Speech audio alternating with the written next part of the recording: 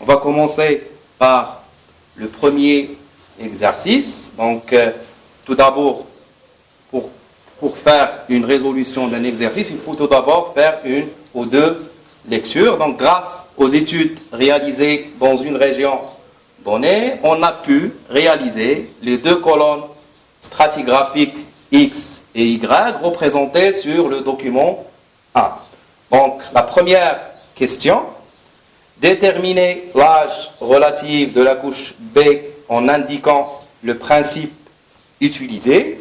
La deuxième question, justifier pourquoi les couches B et E ont le même âge. Et le troisième question, la variation latérale, alors expliquer la variation latérale observée dans la nature des couches B et E. Donc ça, c'est pour la première partie de l'exercice. Pour la deuxième partie de l'exercice, le tableau suivant représente les caractéristiques de quelques fossiles trouvés au niveau des strates des deux colonnes stratigraphiques. Donc le tableau, c'est celui-là, on va le revoir donc, pour la suite. Le quatrième question, donc à partir du tableau précédent, dégager un exemple de fossile stratigraphique et un autre exemple de fossile de faciès. Justifiez votre réponse. Et pour finir, la cinquième question, en vous basant sur le tableau précédent, déterminer la période géochronologique de sédimentation des couches E et P. Donc, on va commencer par la première question, donc la question 1. Donc, la question 1, déterminer l'âge relatif de la couche B en indiquant le principe utilisé. Donc, on va revoir le document. Donc, le document, il montre quoi? Il montre deux colonnes stratigraphiques. Lorsqu'on parle de colonnes, ça veut dire une série de roches ou de couches sédimentaires. Donc, si on fait une petite comparaison pour les deux colonnes X et Y, on constate qu'ils sont formés tous les deux par trois strates. Donc, A, B, C, D pour la colonne X et D, E, F pour la colonne Y. Pour notre question, c'est quoi? Donc, pour notre question, c'est déterminer l'âge relatif de la couche B en indiquant le principe utilisé. Donc là, si on observe cette colonne X, elle est formée de quoi? Elle est formée de trois strates, de trois couches sédimentaires. La première observation qu'on voit, c'est que les couches sont horizontales, ils ne sont pas déformés, ça veut dire qu'ils n'ont pas subi des plissements ou des failles. Donc, en appliquant ce qu'on appelle le principe de superposition, donc le principe de superposition, il dit quoi? Il dit que une telle couche est plus récente que la couche qui la recouvre et plus ancienne que la couche qui la recouvre. Donc, si on applique ce principe-là, on peut dire que la couche B est plus ancienne que la couche C et plus récente que la couche A. Donc là, on a donné, bien sûr, l'âge relatif. Donc, selon ce principe, donc le principe de superposition, la couche B est plus ancienne, donc la couche B est plus ancienne que la couche C parce qu'il est en haut, et la couche A est plus, bien sûr, elle est plus récente, et la couche A est plus ancienne que la couche B. Donc ça, c'est après quoi? D'après le principe de superposition. Donc maintenant, on va passer aux deuxième question. Donc pour la deuxième question, toujours à partir de document 1, justifier pourquoi les couches B et E ont le même âge. Donc si on revoit ce document-là, document 1, on constate que la couche A et la couche D, ils sont formés de la même nature de roche, les voit bien sûr la marne blanche. La couche F et C, ils ont bien sûr le même faciès, le même nature de roche, les C et F. Par contre, si on compare la couche B et la couche E, on constate qu'ils ont une nature minérale qui est différente. Donc la couche B, elle est formée de calcaire marneux, et la couche E, elle est formée de grès AF3 et AF4. Donc pour justifier que les deux fossiles ou les deux strates ont le même âge, on peut appliquer ce qu'on appelle le principe de continuité. Donc le principe de continuité, pour le revoir, qu'est-ce qu'il dit? Donc le principe de continuité, il dit si deux couches éloignées ont le même toit et le même mur. Ça veut dire quoi là, le toit et le mur? Là, donc le toit et le mur, ce sont les joints de stratification. Donc les joints de stratigraphie, ça veut dire la surface inférieure et la surface supérieure. Donc la surface supérieure, on trouve pour eux la couche F, les OA, le toit. Dans B, on trouve bien sûr la couche C, les A, la couche, les 4 le toit. Donc il a une comparaison là. On constate que la couche B et la couche E ont le même toit et ils ont aussi le même mur. Donc en appliquant le principe de superposition, on peut dire que les deux couches B et E ont le même âge. Donc la réponse, donc les deux couches ont le même mur, la couche C et F, et le même toit. Donc selon le principe de continuité, ils ont le même âge. Donc on va passer à la troisième question, toujours en se basant sur ce document-là, expliquer la variation latérale observée dans la nature des couches B et E. Donc, la variation, ça veut dire la différence de nature, de la différence minérale, ça veut dire la différence entre la composition de roches. Donc, pourquoi il y a une différence entre les deux strates, malgré qu'ils ont le même âge, mais ils ont une nature minérale différente. Donc là, on peut l'expliquer bien sûr si on fait une chronologie de dépôt de ces couches. Donc bien sûr, les couches qui vont se déposer en premier, ce sont les couches A et les couches D. La couche A et la couche D, ils vont se déposer. Après, il y aura un dépôt de la couche B et la couche E. Mais pourquoi là, on a un dépôt de B et là, on a un dépôt de E, bien sûr, le grès. Et cela peut être dû au changement des conditions de sédimentation. Par exemple, la zone où il y a la colonne Y, il y avait un changement de profondeur, par exemple. Donc, le profondeur, il ne va pas permettre, par exemple, le dépôt du calcaire. Donc, pour la réponse, on peut dire que la couche B et la couche A, ils sont différents car il y a un changement de conditions de sédimentation suite à une régression ou transgression marine. La variation latérale observée dans la nature des couches E et B est due au changement des conditions de sédimentation dans les deux régions où se trouvent les deux colonnes X et Y. Donc pour la deuxième partie de l'exercice, donc le tableau suivant représente les caractéristiques de quelques fossiles trouvés au niveau des strates des deux colonnes stratigraphiques. Donc avant de répondre aux questions, on va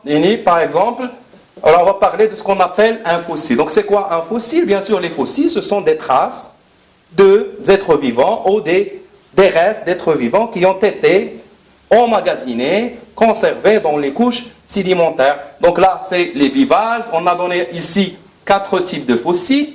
Les bivalves, les corails, les dents de requin et les ammonites. Chaque fossile, on a déterminé quelques caractéristiques. Donc la répartition géochronologique, la répartition géographique et le milieu de vie. Donc c'est les différentes caractéristiques qu'on a étudiées dans ce tableau-là. Donc pour la question, à partir du tableau précédent, dégagez un exemple de fossile stratigraphique et un autre exemple de fossile de faciès en justifiant bien sûr notre réponse. Donc si on peut dire, c'est quoi la différence entre un fossile de stratigraphique et un fossile de faciès? Donc un fossile de stratigraphique, c'est un fossile qui a vécu une courte durée dans le temps, donc dans le temps géologique bien sûr. Donc ça veut dire qu'un bon fossile stratigraphique, c'est un fossile qui a vécu quelques années dans le temps et qui nous permet de faire une meilleure datation des couches sédimentaires. Par contre, pour les fossiles de faciès, ce sont des fossiles qui sont caractérisés par une répartition géographique qui est très, très réduite. Par exemple, un être vivant qui a vécu dans les littorales, par exemple. Donc là, il vit seulement dans les littorales. Si je le trouve dans une couche sédimentaire, je peux à partir de là, déterminer le milieu de sédimentation. Par exemple, si j'ai étudié une série de sédiments, une série de couches sédimentaires, je trouve par exemple un fossile X, à partir de ce fossile-là, que je connais la localisation de sa vie, Donc je peux dire par exemple que cette couche-là a été sédimentée dans un littoral. Donc la question, à partir du tableau précédent, dès que j'ai un exemple de fossile stratigraphique et un autre fossile de faciès, donc là, on commence par les bivalves.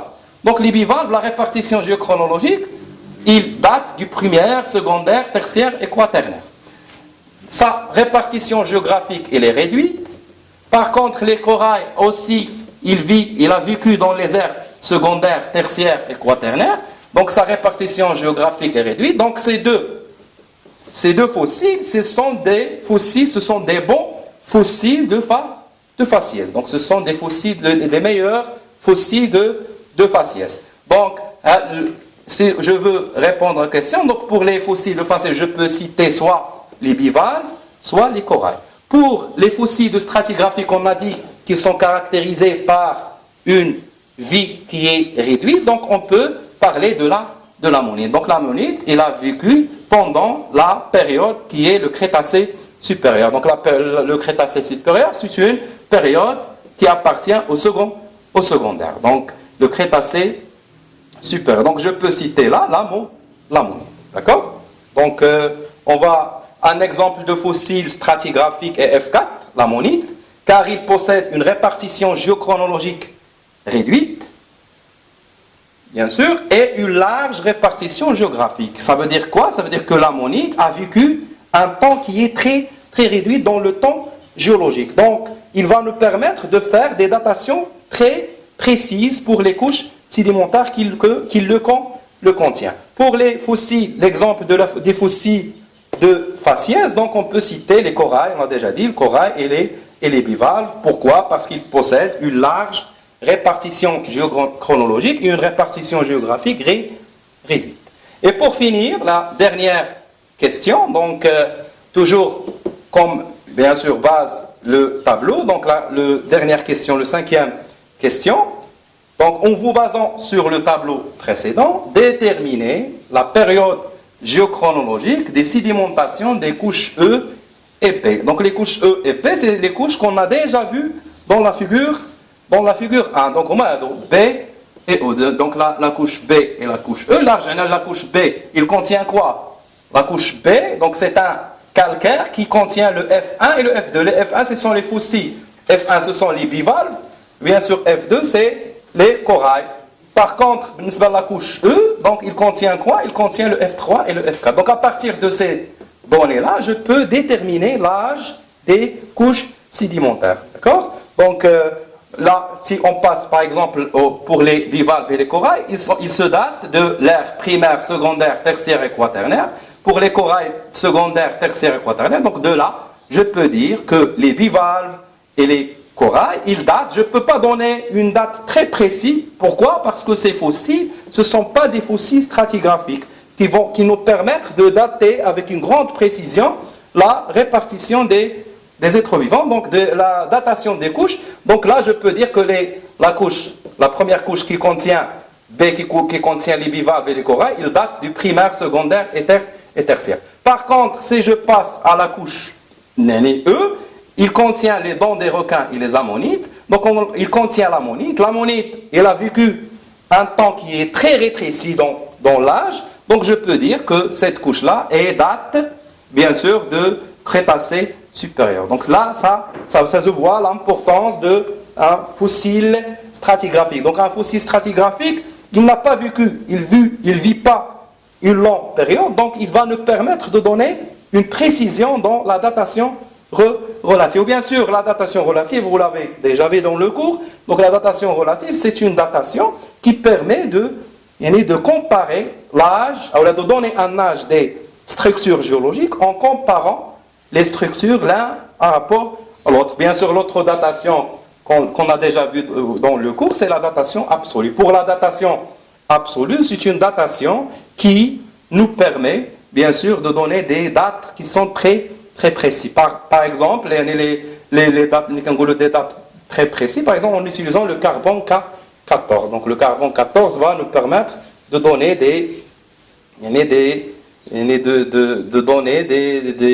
Il y a des dates qui sont très précises. D'accord? Donc, la période géochronologique de sédimentation des couches E, donc pour la couche B, se caractérise par la présence des fossiles F1 et F2. Donc, sa période de sédimentation est l'ère secondaire, tertiaire et quaternaire. Pour la couche E, se caractérise par la présence des fossiles F3 et F4. Donc, sa période de sédimentation est le Crétacé supérieur. Donc, le Crétacé supérieur, c'est une période qui date du deuxième ère. D'accord? Donc maintenant on va passer au deuxième exercice. Donc l'étude géologique d'une région a permis de réaliser la coupe géologique du document 1. Donc il y a la coupe géologique, le document 1. En vous basant sur le document 1 et vos connaissances, déterminer l'ère géologique à laquelle appartient chacune des couches L et S. Pour la deuxième question, déterminer l'âge relatif du plissement, le plissement c'est là, et de la faille F, justifiez votre réponse. Pour la deuxième partie de l'exercice, l'étude a montré que le conglomérat M, bien sûr il est là, le conglomérat M contient des galets appartenant au schiste S ainsi que des fossiles cassés d'ammonite et des trilobites. Donc, la troisième question, déterminer l'âge relatif du conglomérat par rapport au schiste S, en précisant le principe sur lequel vous vous êtes basé pour cette datation. La dernière, et pour finir, la dernière question, comment peut-on expliquer la présence de deux fossiles appartenant à des aires géologiques différentes dans le conglomérat? Donc, on va commencer par la première question. Donc la première question, en vous basant sur le document 1 et vos connaissances, déterminer l'ère géologique à laquelle appartient chacune des couches L et S. Donc la couche L c'est là. Donc la couche L c'est le calcaire. Donc la couche L, là c'est la couche S. Donc la couche S c'est le schiste. Donc si on observe cette couche, c'est une couche qui contient de l'ammonite. Donc l'ammonite c'est un fossile. Donc à partir de ces données-là, là il y a l'ammonite et là c'est le trilobite. Donc à deux, ce sont deux fossiles. Donc deux fossiles qui permettent de faire une datation. Donc on peut dire que la couche S, il date du primaire puisqu'il contient le trilobite. Par contre, la couche L, il date du secondaire parce qu'il contient de l'ammonite. Donc c'est là le trilobite. Le trilobite c'est un fossile et là c'est l'ammonite. Donc, les deux fossiles qu'on a étudiés dans cet exemple. Donc, l'ammonite, c'est un fossile qui date du secondaire et le trilobite, c'est un fossile qui date du primaire. Donc, si on trouve ce fossile dans une couche sédimentaire, on peut directement dire que la couche a été sédimentée lors de la présence de cette fossile qui est le trilobite. Donc, on va passer à la réponse. Donc, l'ère géologique à laquelle appartient chacune des couches L et S, la couche 1 est un calcaire à ammonite dont il appartient au secondaire puisqu'il contient l'ammonite. Donc l'ammonite nous a permis de déterminer l'ère. La couche S est un schiste plissé à trilobite, donc il appartient au primaire. Donc là c'est pour la première question. Pour la deuxième question toujours, déterminer l'âge relatif du plissement P et de la faille F.